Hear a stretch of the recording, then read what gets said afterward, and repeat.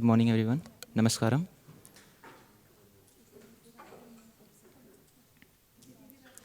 Before we delve into the heart of this event, let me introduce our eminent scholars who will illuminate our path with their knowledge and expertise. Today, with us, Professor M.D. Srinivas. Uh, Professor is chairman of Center of Policy Studies in Chennai and is distinguished academic with a background in physics and earned his PhD from University of Rochester, USA. His extensive career at University of Madras include roles as lecturer, reader, and professor in theoretical physics. Since 1996, he has been a senior fellow at Center for Policy Studies, which he founded in 1990. Professor Srinivas specializes in the conceptual and mathematical foundations of quantum mechanics and has notable contributions in the history and philosophy of science. So, without further ado, let's give the stage to Professor Srinivas, who will take us on a journey through the early history of mathematics. Thank you. Namaskar. I am indeed privileged to start this very interesting seminar workshop, which is being organized in the IIT Gandhinagar by Dr. Tanya ji and Raghav Simhan and other colleagues in IIT Gandhinagar. I am not a mathematics teacher. I have not taught mathematics, but I have some exposure to the ancient Indian texts written in India of history about mathematics from very ancient times till perhaps 2-3 centuries ago. And so in this talk, I will try to give you the following is the outline of the talk that I'm intending to do. Firstly, I will try to emphasize this point that most of the mathematics that we are actually teaching in our schools was actually developed and widely taught in India for more than 1,500 years ago. However, these and other Indian contributions of Indians in mathematics are not mentioned in our school curricula. After emphasizing this point, I go and present a brief overview for about 30 minutes or so of development of mathematics in India, in the middle trying to highlight some of the points that can indeed be taught in the schools.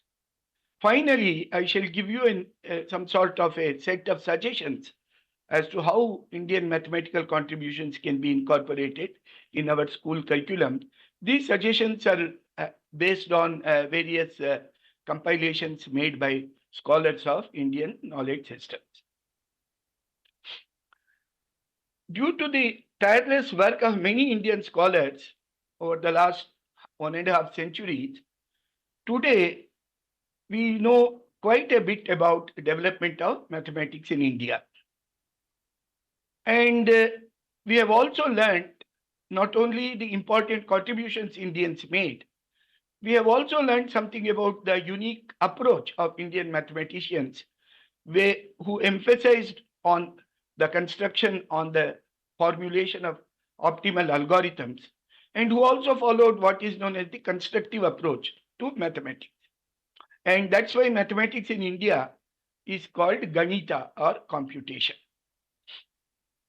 Now, it's quite well known, again due to the tireless work of several Indian scholars over the last 2 centuries, that much of what is taught at the school level largely originated in India.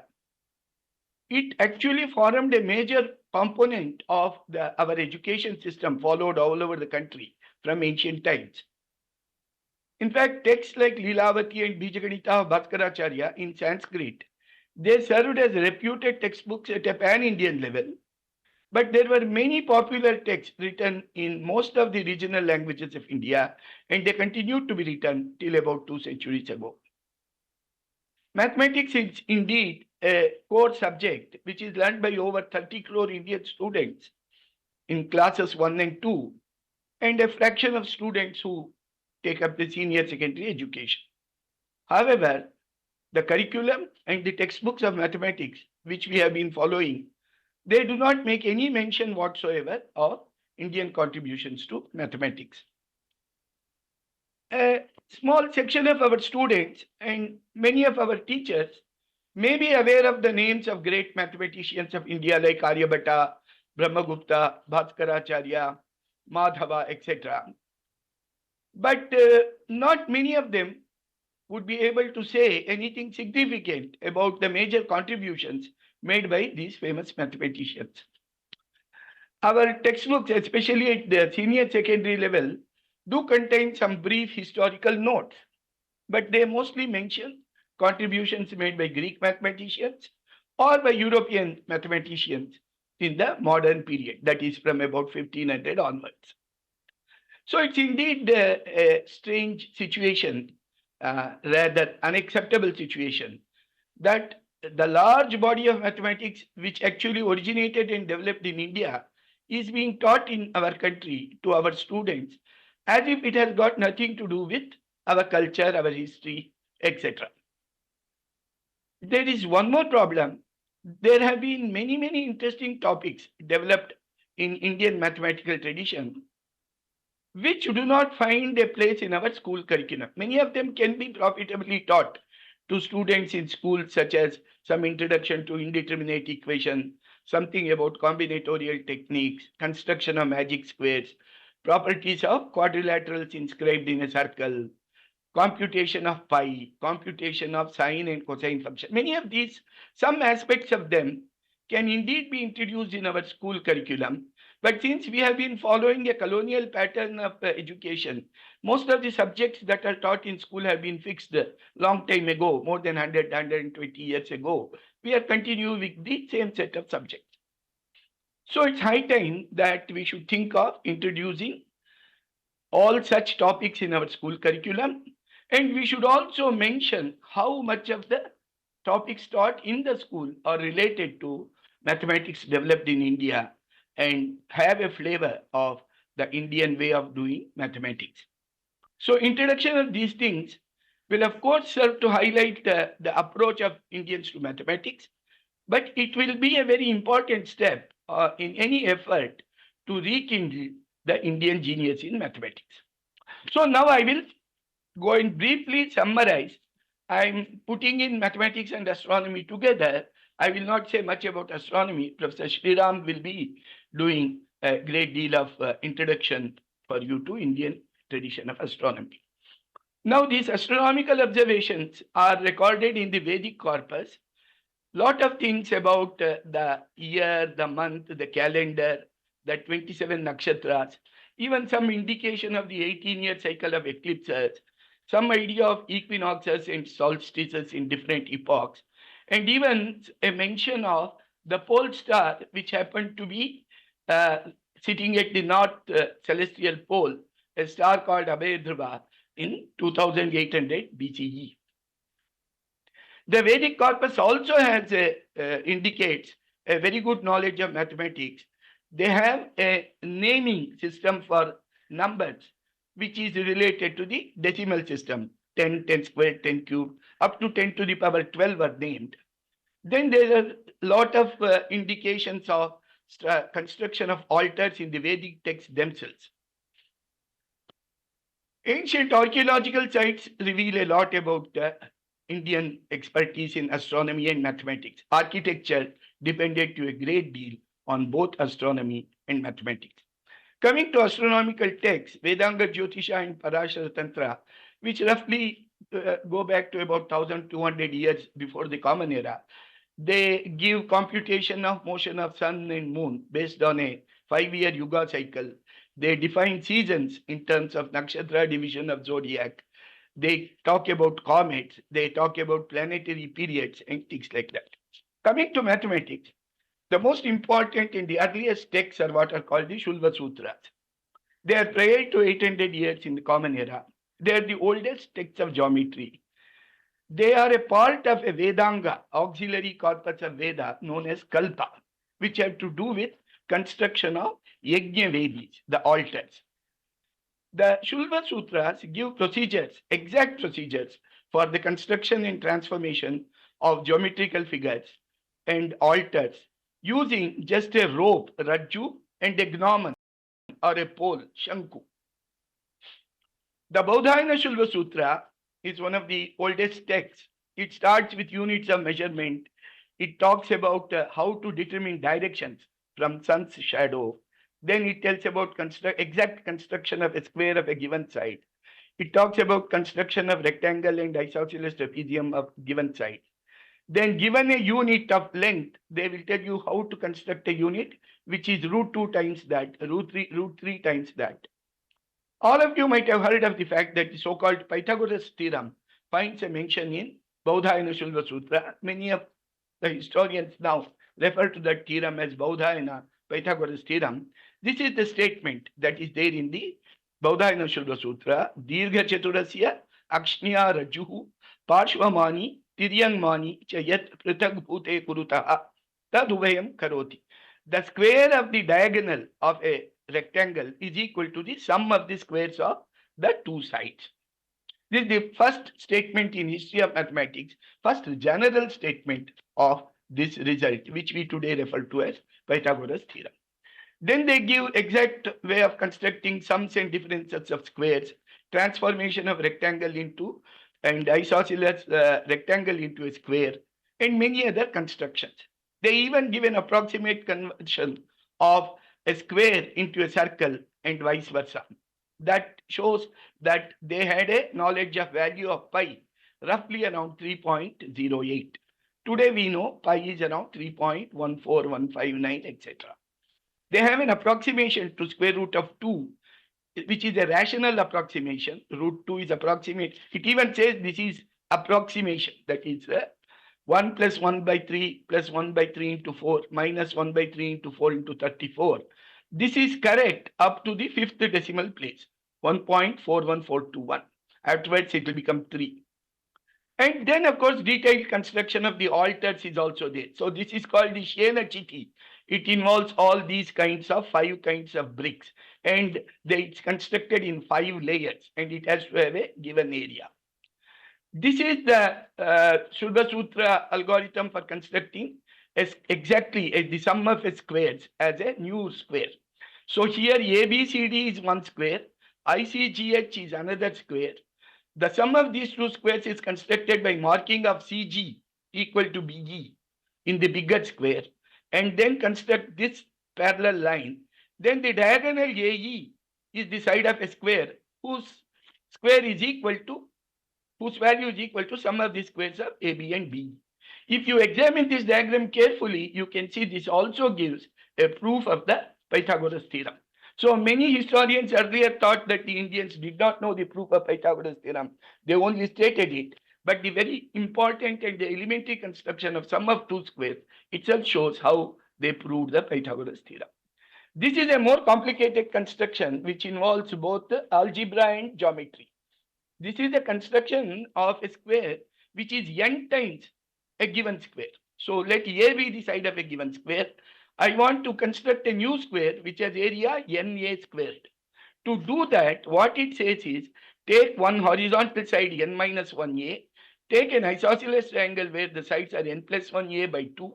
Then this perpendicular gives you the side of a square whose area is NA squared. So this involves the use of the algebraic identity n plus a by 2 whole squared minus n minus 1a by 2 whole squared is equal to na squared. My talking at so much length about Shulva Sutra is to convince you that quite a bit of it can be conveyed to our students as one of the most ancient mathematics done in India. This can be done after doing Pythagoras theorem in class 8 or maybe even in class 9. Now we go ahead with our history of mathematics. So the mathematics in India owes a great deal to the techniques and methodology of Panini's grammar, because Panini's grammar also employs a method what is known as algorithmic method. Then there is an ancient text called Vriddha Garga Samhita, portions of which were written in more ancient period, and later portions were written around 500 before Common Era. A very important text from the mathematics point of view is the text on prosody called Pingala's Chandas Sutra. This develops theory of binary representation in combinatorics because prosody depends upon using two kinds of syllables, lagu and guru. And every poem, each line is made up of a sequence of laghus and gurus. It is studying that sequence and the mathematics of such sequences that Pingala gives a mathematical theory of prosody. Then there is astronomy and mathematics found in several Buddha and even more so in several Jaina texts.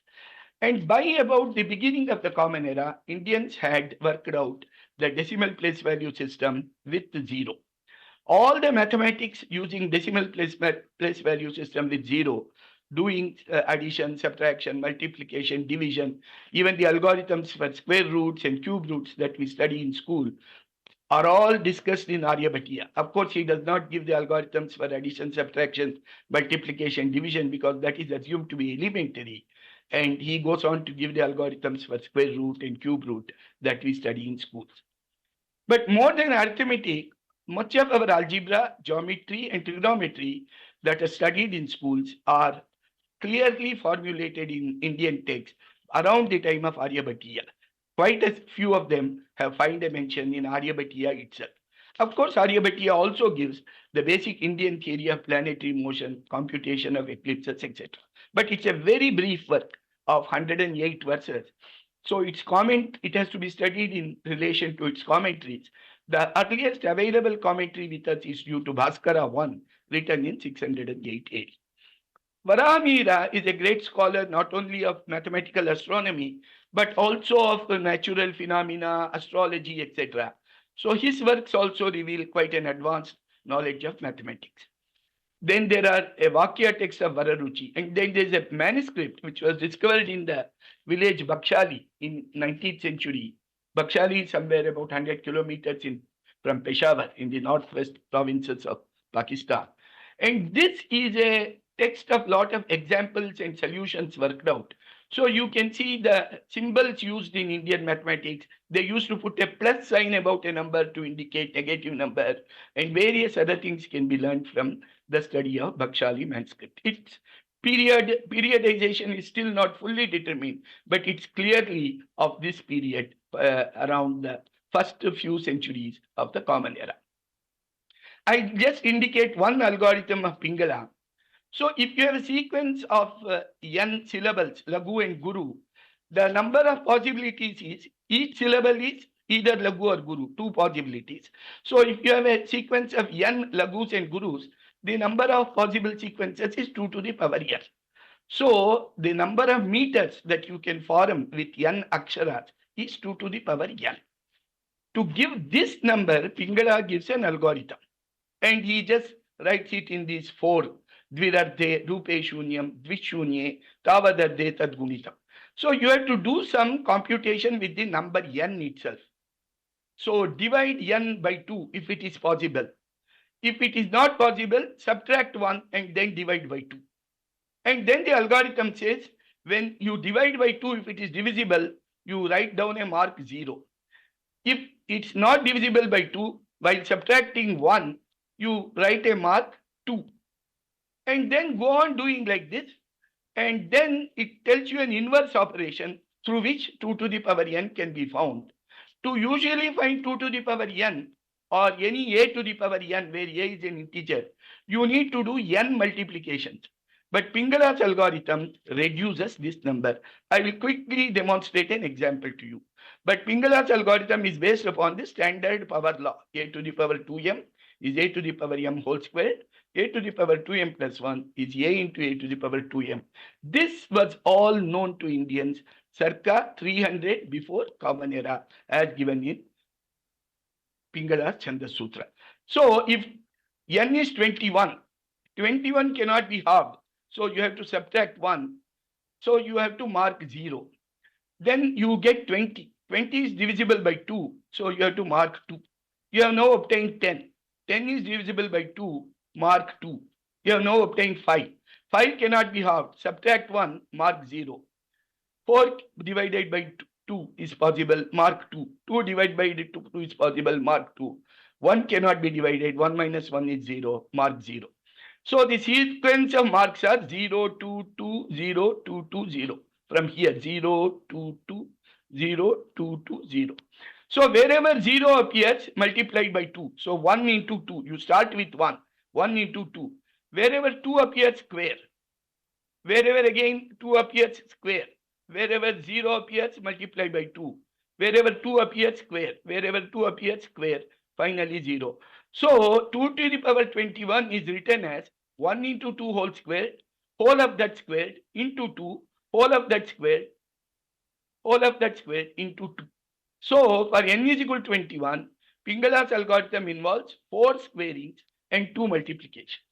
Clearly, this is a very nice algorithm. This Indians used in the summation of geometric series also, where a to the power n occurs.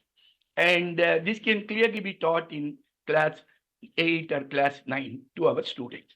Pingala also has this what is called the, today this is known as the Pascal triangle. So here 1, 1, 1, 1, 2, 1, 1, 3, 3, 1.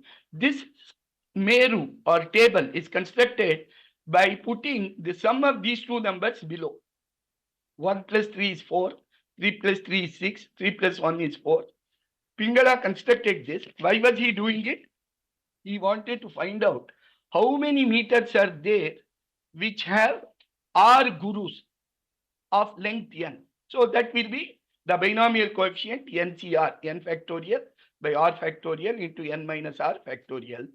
So in constructing these binomial coefficients, this recurrence relation is used, and this table is today known as Pascal's triangle because Pascal wrote it down around 1550s.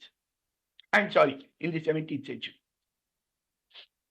The development of place value system involved various steps in India. I have listed them. I will be sharing this slide with you. You can take a look. I will not be able to go through this in detail. But as I mentioned, in the Yajurveda itself, the powers of 10 up to 10 to the power 18 are there. The idea of zero comes in Upanishads, in Vedas, in Pandini's Ashtadhyayi. But the mathematics of zero is not discussed there.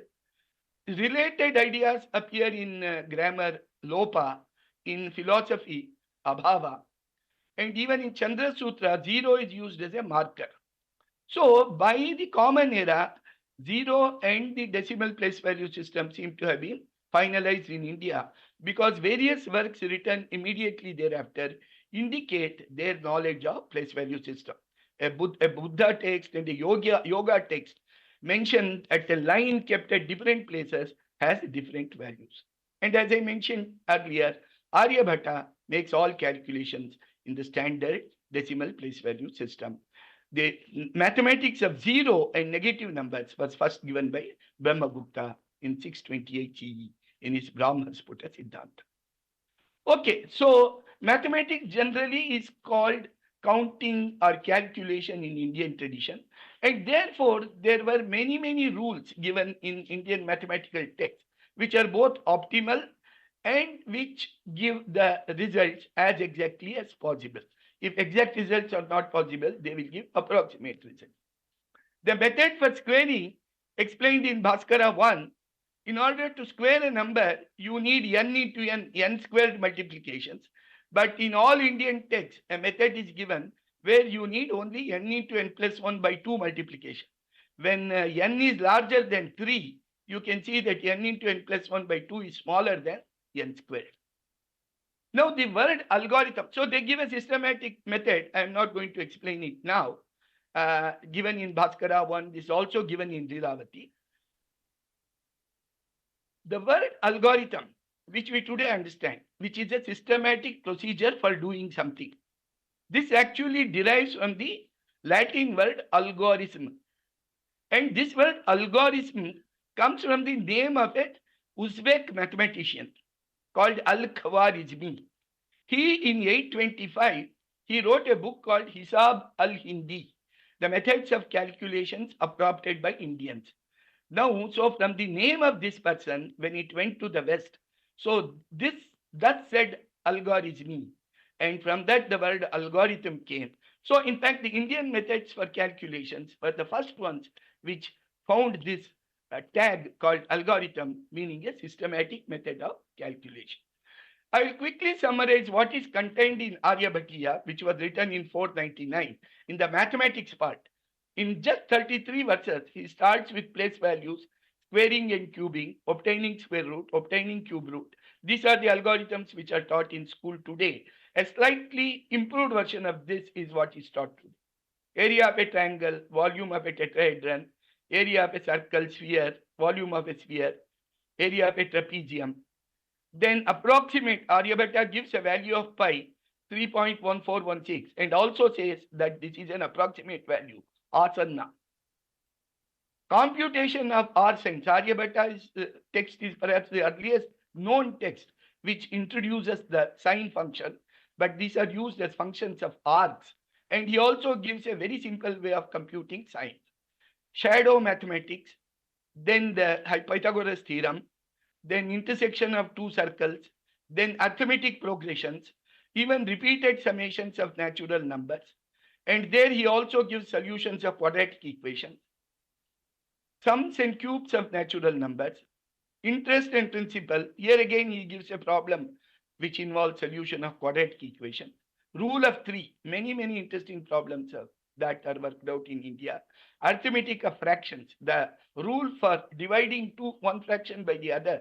The earliest mention of that in history of mathematics is in Aryabhatiya. And in the end, he gives solution of what is called a linear indeterminate equation. I will not explain that. It's an advanced topic in mathematics, algebra, but it can still be learned. The algorithm is so simple, it can be learned by students of 10th standard or 11th standard. As I said, by the time of Aryabhatiya, Indians had mastered many of the topics that we currently learn in algebra and geometry, trigonometry in schools. But many more topics such as this linear indeterminate equation, Kuttaka, sine tables, which are all of importance of astronomy, which we do not study in our schools. So this was Aryabhatta's algorithm for computation of sines. He said, let us consider the sines were considered as R sine of JH. H is a standard increment, 22-25 minutes. This is computation of R sines in a circle whose circumference is given to be 21,600 minutes. This will be explained to you in the lectures on trigonometry. So he took the difference of such sines, and then he took the difference of differences, second order difference, and said that that is proportional to the sine itself. This is analogous to the differential equation for the sine function, and this proved to be a very interesting algorithm for computing sines. These are the sine tables. So in a circle of whose circumference is 21,600 minutes, the radius approximately is 3438 minutes, given Aryabhatta's approximation. But Madhava worked out a better approximation for the radius, and he also calculated much better values of sine. In between, Govindaswamy also in 800 AD had very interesting improvements on Aryabhatta. Now we come to the classical period. I will not be talking about these. Some of these topics will be more advanced. So I will just state what they are. So Bhaskara, one I have already mentioned, he wrote a commentary on Aryabhatta. He gave a very interesting approximate formula for the sine function, just the ratio of two polynomials, which perhaps will be discussed during the course of this workshop. Brahmagupta wrote two works, Brahmasputa Siddhanta and Khandakadyaka. He gives the mathematics of zero and negative numbers. He is the father of algebra. He discusses how symbols arise in algebra. He discusses the mathematics of algebraic polynomials and second order interpolation. He also talks about the geometry of a quadrilateral inscribed in a circle or cyclic quadrilaterals. There are other works on astronomy and mathematics by Haridatta, Sridhara, Govindaswamy. Mahaviracharya's Ganitasara Sangraha is a work of around a large number of verses, perhaps around 2000, all entirely devoted to mathematics. He was a Jain scholar living in Karnataka around 9th century. Then there have been other mathematicians and astronomers. But the mathematician and astronomer who is most famous in the later classical period is Bhaskara II, who lived in Vijayavida in Maharashtra around 1150. He wrote two works, Lilavati devoted to arithmetic and geometry, Bijaganita devoted to algebra, and Siddhanta Shiromani devoted to mathematical astronomy. He also wrote his own commentary on them, And his works became almost the standard textbooks used all over India. And he discusses proofs and explanations in his comment. Brahmagupta's result, just a result for cyclic quadrilateral. If ABCD are the four sides of a cyclic quadrilateral, its two diagonals E and F can be determined in terms of the sides ABCD by the following formula. And the area of the cyclic quadrilateral itself can be determined in terms of its semi-perimeter by this formula. As you can see, if I put D is equal to 0, we get the result for triangle, which we today know as Heron's formula. As you know, every triangle can be inscribed in a circle. Brahmagupta actually gave a formula for the circumradius of a circle. Just to say something about indeterminate equations, Brahmagupta in his Brahmasputa Siddhanta considered this equation. X squared minus dy squared is equal to k. D is a given non-square number. K is a given integer.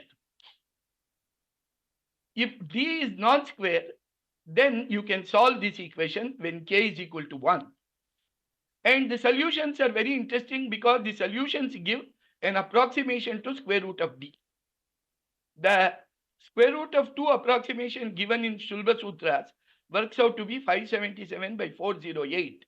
And you can see 577 squared minus 2 into 408 squared is equal to 1.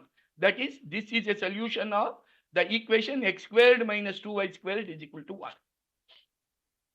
Not only Brahmagupta gave this equation, he showed that it has infinite number of solutions by a formula called the bhavana.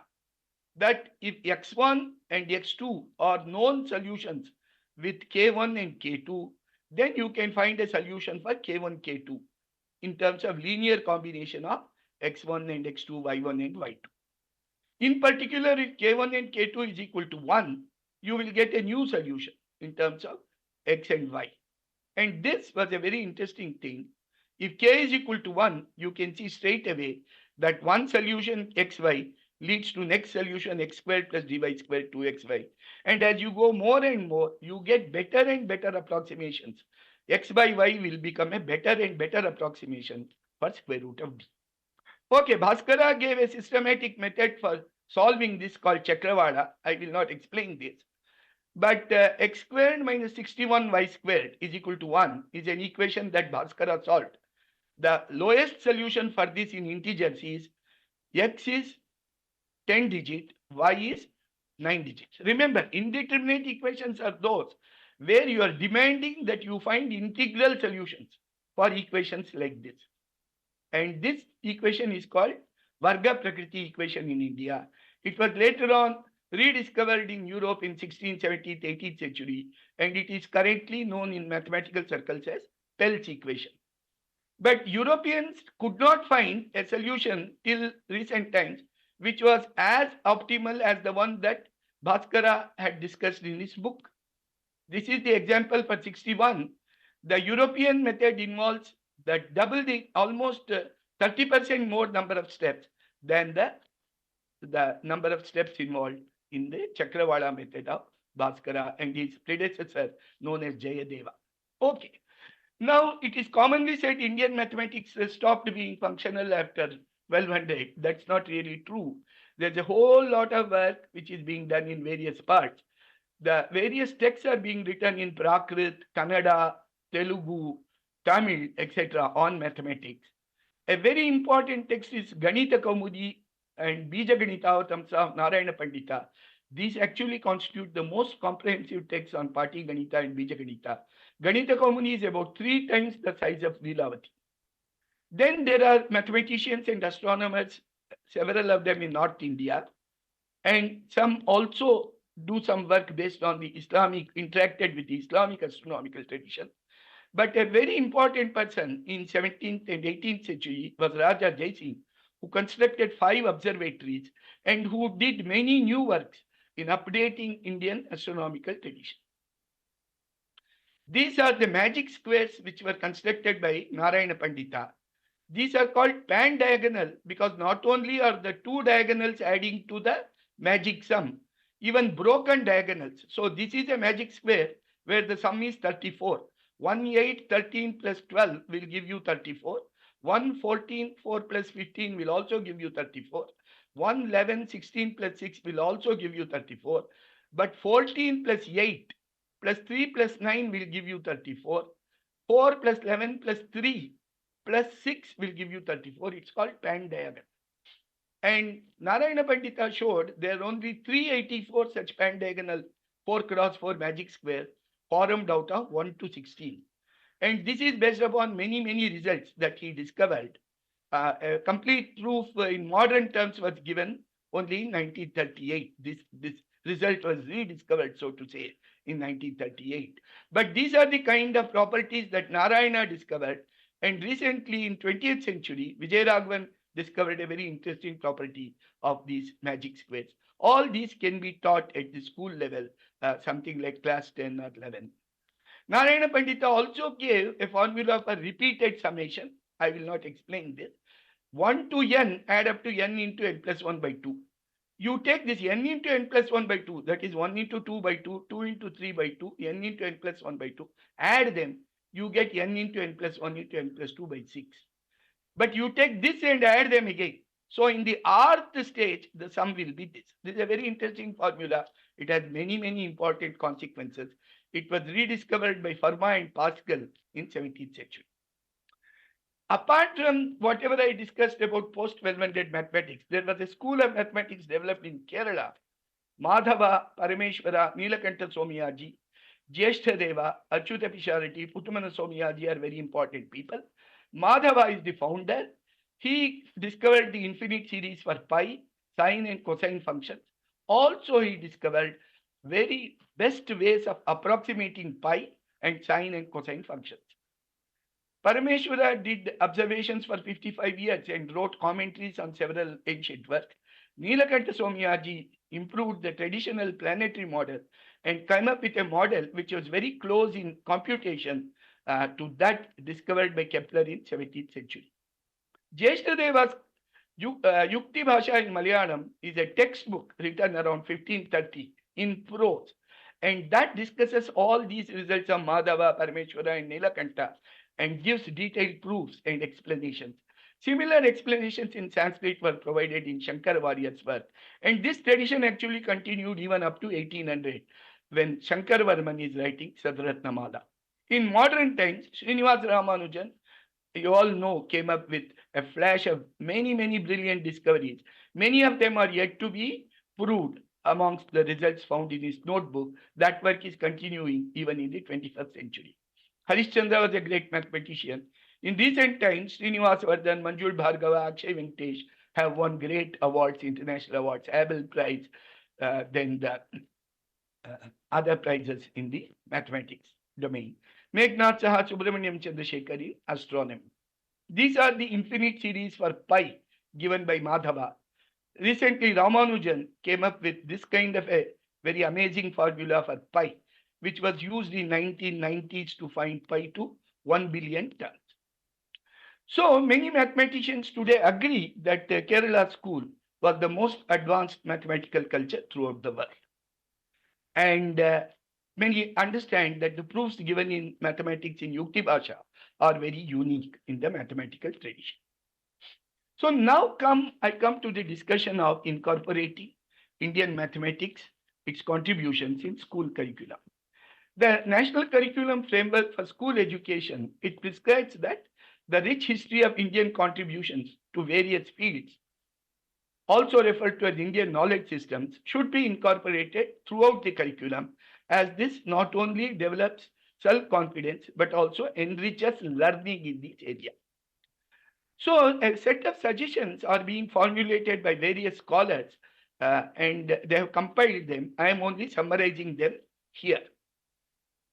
First suggestion is, while discussing any topic, algorithm or a result, it would be important to mention if there is any work done by Indians in that area, we need to take note of it. So while giving the method for square root extraction in school, say grade 8, square root extraction by the long division method, we should mention this is a slight improvement of the method originally put in Aryabhatiya in 499 AD. Then apart from introducing specific, I'll come to what are specific Indian contributions. We should also give many examples. So there are a lot of examples in Leelavati of Bhaskaracharya, Ganita Kaumudi of Narayana Pandita, Ganita Sar Sangraha of Mahavira, Pati Ganita of Sridhara, on many problems, interest, rule of three, solutions of linear equation, quadratic equation, geometrical problems, problems related to Pythagoras theorem.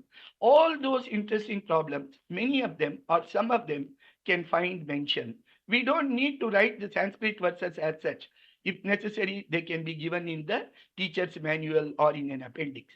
But translation of the words and solution can be given. And the third important suggestion many scholars are making is when we introduce Indian contributions, we don't need to separately put them in some boxes or something. It can just find a mention in the running text itself. We can say this is a formula discovered by Brahmagupta for the circumradius of a triangle. And then we go ahead with the formula and discuss it. So these are the kind of suggestions. Now, specific suggestions from various stages in the elementary and that is the foundational and preparatory stage, the regional language symbols for numbers are very important. Most of us are not studying them. So the different symbols are employed in Devanagari, in the Hindi area, in Kannada, in the Karnataka area, in Tamil, in Tamil Nadu, etc. Then we need to emphasize teaching of tables, especially multiplication tables. In fact, knowing addition and multiplication tables and reciting them in class seem to have been an integral part of our traditional Indian way of learning, which made most people competent in elementary mathematics. Today, one of the major problems in India is that more than 30% of children who come to class 7 or 8 are not able to read a book or do simple multiplications and addition. And of course, in the preparatory stage, that is grades 3 to 5, something about Indian origin of zero and place value system can be mentioned. Now, coming to 6 and 8, this is where serious introduction of Indian mathematical contributions. Now, we are talking of specific contributions which do not generally find a mention in the text at all. So, one is this development of place value system from the Vedic time and correspondence between powers of 10 and efficiency of the place value system. Indian origin of rule of operations with fractions, with numerators larger than 1. Standard methods for calculating square root, cube root. Rule of 3. Today, this is being taught as a unitary method, whereas Indians made use of rule of 3 as a many physical kind of a method to estimate solutions for various problems. They even generalized it to rule of 5 and rule of 7. It was when it was taken out from India to Europe and Islamic area, it was called the golden rule. It was a simple rule of thumb to estimate various things. And something about magic squares of odd order, a very simple algorithm is there in ancient Indian books. In algebra, we have to clearly mention that the operations for negative numbers and zero are based upon Brahmagupta's rules. Even the meaning of negative numbers, including the using a numbers on a line, are found in Indian texts. Indian method of representing unknown by symbols, Brahmagupta's rules have to be emphasized. And the analogy between decimal place value system and algebraic polynomials, these are the kind of points which need to be emphasized because that is the way by which all the usual algorithms in standard arithmetic are derived. And as I mentioned, Baudhayana's theorem and its applications are given in Indian text. Simple applications, not just the Shulba Sutra constructions. Many examples are given in Indian text. Some of them can be introduced. The Indian text also mention, given a triangle and the three sides, there are two ways of finding out the area. One is by what is known as the Heron formula. Another one is you can find out the perpendicular from the vertex drawn to the base. And you can also find out the two intercepts to which that perpendicular divides the base. Using that, you can find out the area of the triangle as half the base times perpendicular. This is just a simple application of Pythagoras theorem. This is found in Bhaskara 1's commentary on Aryabhatiya. Then, as I mentioned, all the geometrical constructions, elementary ones, present in Shulba Sutras and their algebraic basis. So, this is as regards grades 6 to 8. Now, there is much more that can be taught in grades 9 to 10.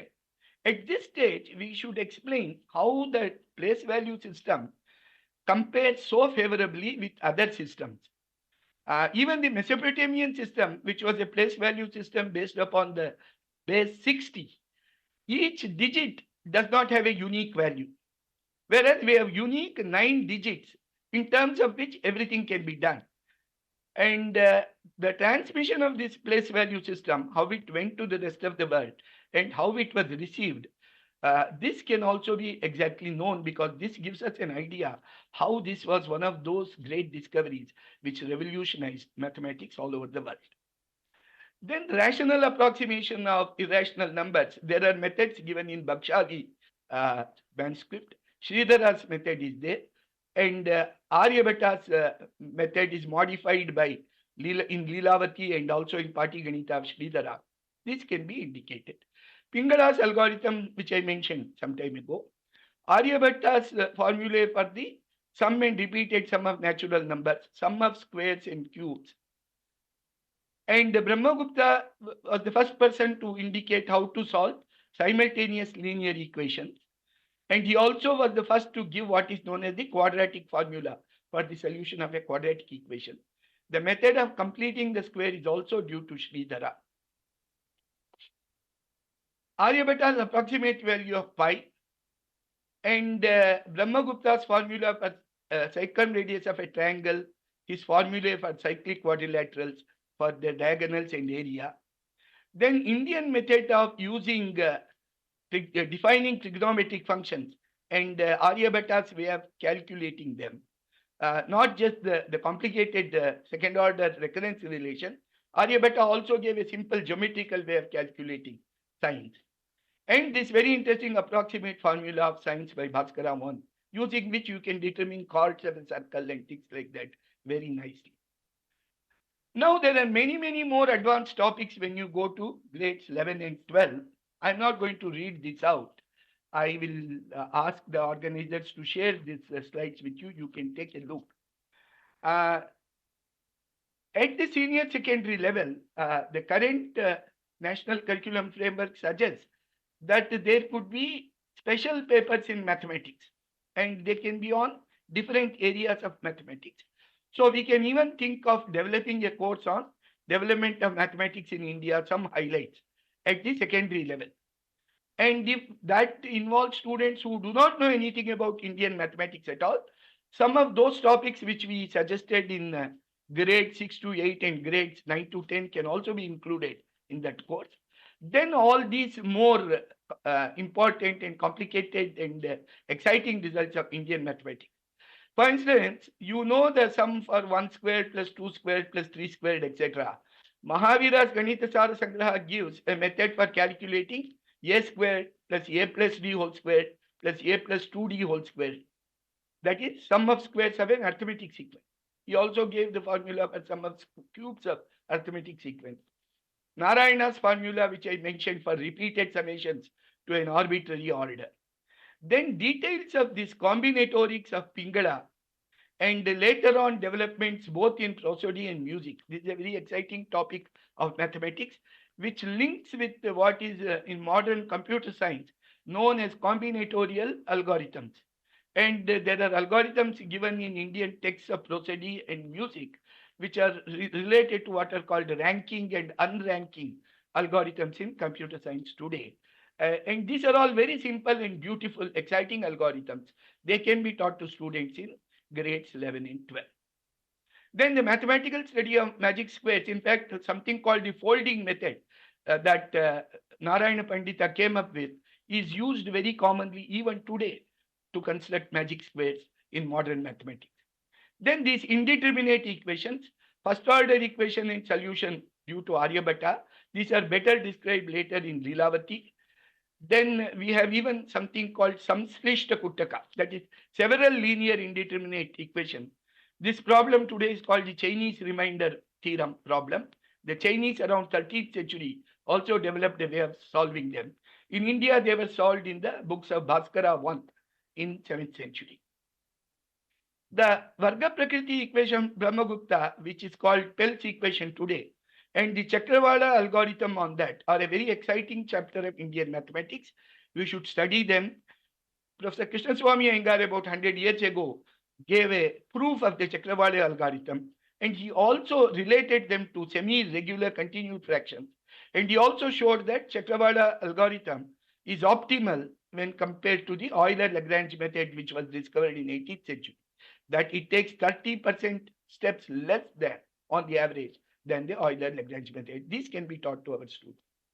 When it comes to cyclic quadrilateral, Narayana Pandita built up upon Brahmagupta. He showed that a cyclic quadrilateral can have a third diagonal by interchanging the sides. Then many interesting relations for cyclic quadrilaterals have been found both by Bhaskara too and by Narayana Pandita.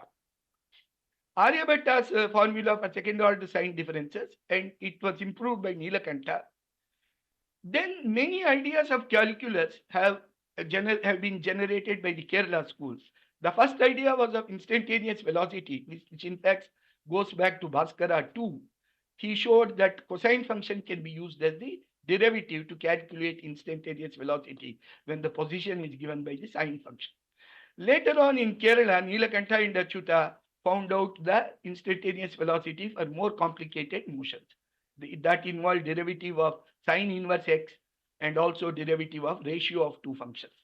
We now know that Madhava was the father of calculus. He gave infinite series for pi. He also gave a very beautiful proof of it using binomial expansion mathematical induction. All these proofs are discussed in Yukti Bhasha. He also gave approximate methods, that means transforming the given infinite series to more fastly convergent series, which enhances the computational speed. And Madhava gave an approximation to pi accurate to 11 places. Madhava was also the discoverer of tan inverse x series, today known as Gregory series, sine series, cosine series. Proof of these series are in Yukti Bhasha. And Madhava gave a very efficient method of computing sines using his series, which is the method that is used in all our calculators today also. Yukti Bhasha gives also the proofs of Madhava's works. It also gives the proofs for the volume of a sphere and area of a sphere, which involves the application of calculus.